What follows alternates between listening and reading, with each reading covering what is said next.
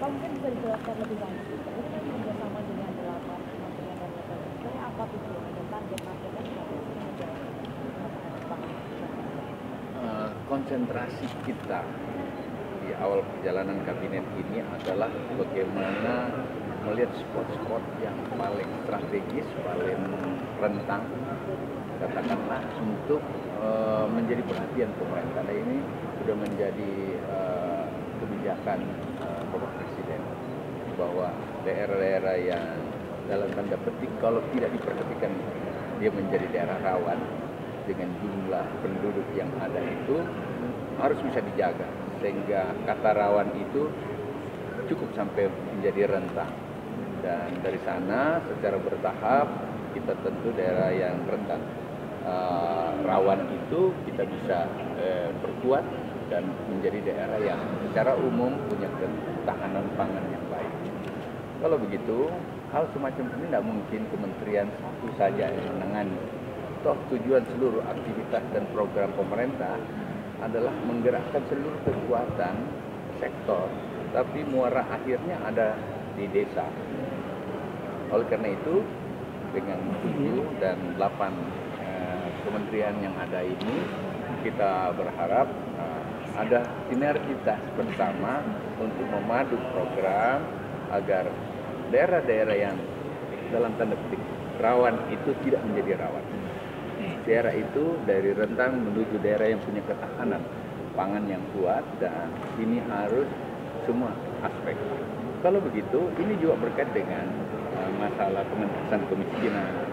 Ini akan berkait secara terukur tentang bagaimana membuka lapangan kerja, bagaimana memperbaiki pola hidup, bagaimana pendidikannya anak-anak yang ada di sana bisa tertangani.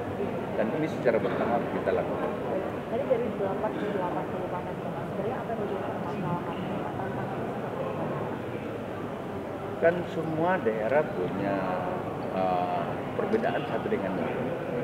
Daerah-daerah perbatasan akan sangat berbeda dengan daerah-daerah yang di sekitar perkotaan. Daerah-daerah pegunungan dengan agroklimaks, katakanlah iklim dan cuaca tertentu membutuhkan perhatian kita.